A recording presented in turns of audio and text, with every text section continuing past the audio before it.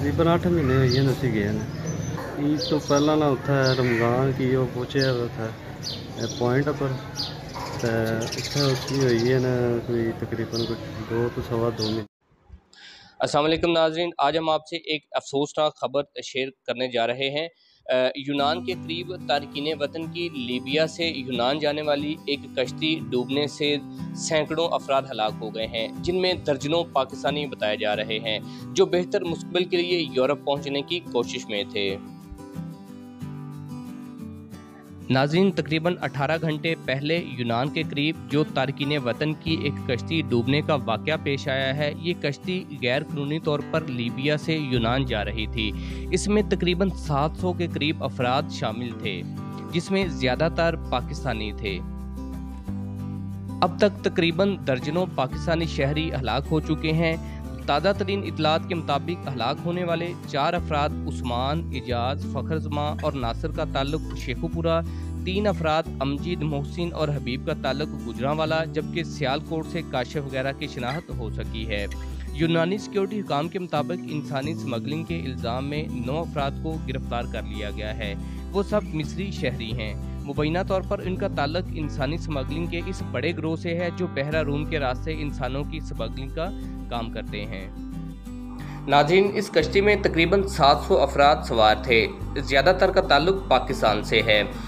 दूसरी जानब रेस्क्यू हुकाम का कहना है कि अब इसकी उम्मीद कम ही बची है कि कोई जिंदा मिल जाए और इसी वजह से रेस्क्यू कार्रवाइयाँ महदूद बना दी गई हैं। आज लापता अफराद की तलाश का आखिरी दिन है। इसके बाद ना मिलने अफराद को मुर्दा करार दिया जाएगा। बच जाने वाले तारकीन वतन के बयानात के मुताबिक हलाक होने वाले मुहाजिरीन की तादाद 500 से ज़ायद हो सकती है।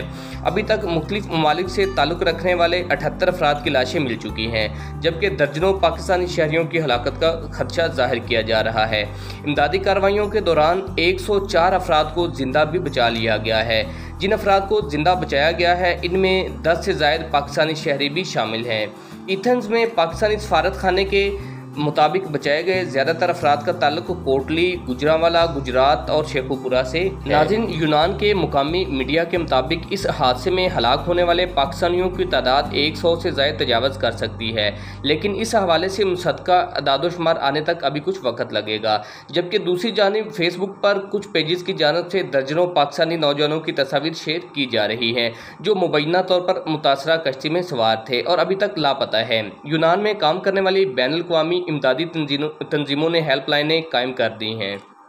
नाज़रीन, यहाँ पर मैं आपको ये भी बताऊँ कि हलाकतों की तादाद सैकड़ों तक पहुँच सकती है। यूनानी खबर रसां एजेंसी ANA ने बताया है कि जिंदा बच जाने वालों की देखभाल कालामाता बंदरगाह पर की जा रही है। ब्रॉडकास्टर ERT की खबर के मुताबिक एक जिंदा बच जाने वाले शख्स ने कालामाता में अस्पताल के डॉक्टरों को बताया कि इसने हादसे का शिकार होने वाली कश्ती में 100 से ज़ायद बच्चों को भी देखा था।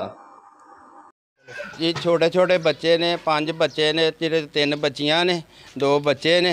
उम्र मेरे बच्चे की तकरीबन 27-28 साल है।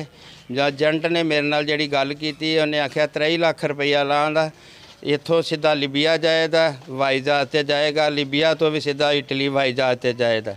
मेरी दरखास्त है वज़ीर आज़म अगे जल्दी तो जल्दी मेरे बच्चे की तलाश की जाए, वे वो किहड़ी जगह ते इस वेले महफूज है, की हिसाब किताब है, मैनू तो नहीं इलम है।